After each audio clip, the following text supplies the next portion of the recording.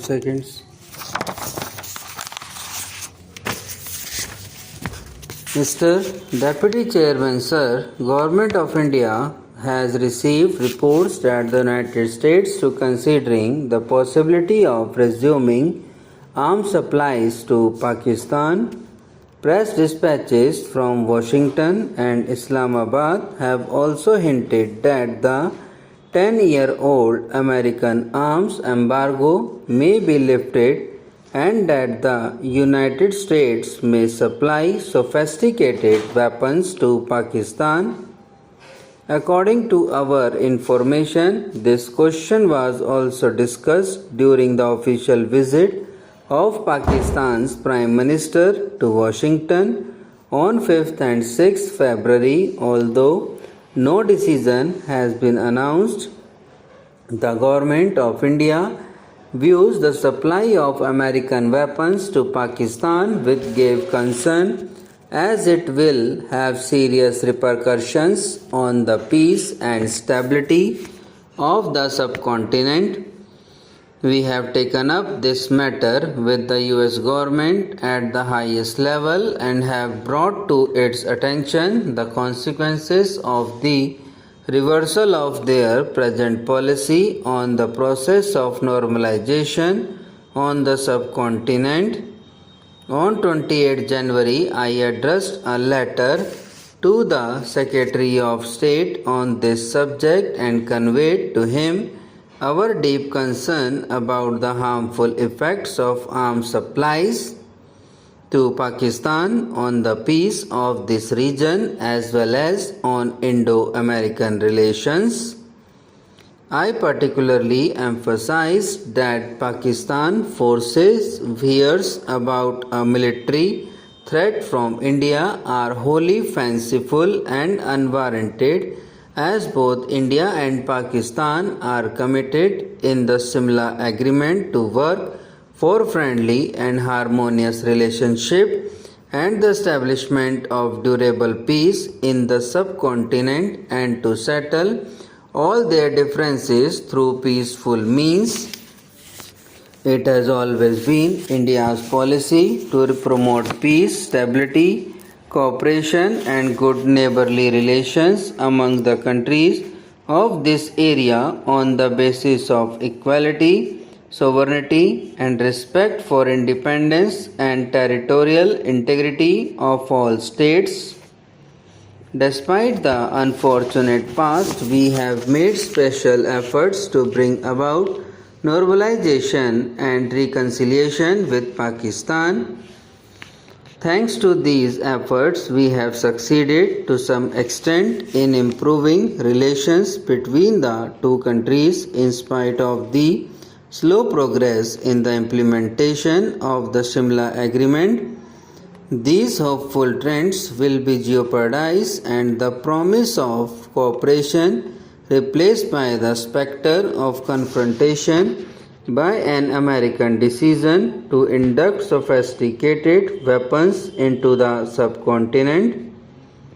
It will not only create new tension between India and Pakistan, but also revive old misgivings about the United States' role in the region. In recent months, both India and the United States have made sincere efforts to improve their relations. The Secretary of State himself stated while in India last year that the United States does not wish to encourage an arms race in the subcontinent. In view of the past history of the Indo-American relations, it is our earnest hope that the United States will carefully consider all implications its decision to supply weapons to Pakistan will have on the relations between our two countries. We also trust that the United States government will not reverse its present policy of non-induction of weapons into the subcontinent, as this could not be in the interest of the United States, India, Pakistan or peace of this region. Mr. Deputy Chairman, Sir, an honorable member has raised particularly all the aspects of this problem, and I will briefly deal with all of them one by one. It is not only one party or one member or this house or the other house, but the entire nation is of one voice in saying that the American arms supply to Pakistan is going to have an adverse effect on the normalization process that has started in the subcontinent and on the relations between USA and India.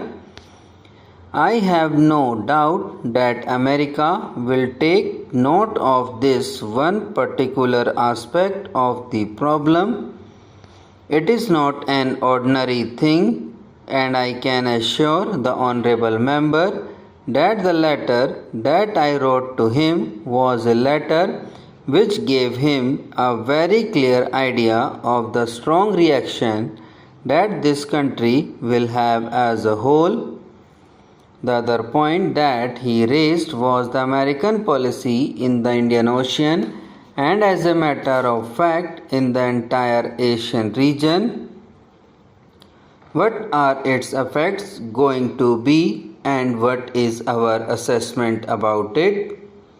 I think it is much better if we see that the factors which were responsible for these ups and downs in Indo-American relations, and this was basically the fact that they always tried to play a sort of balance of power politics in the subcontinent.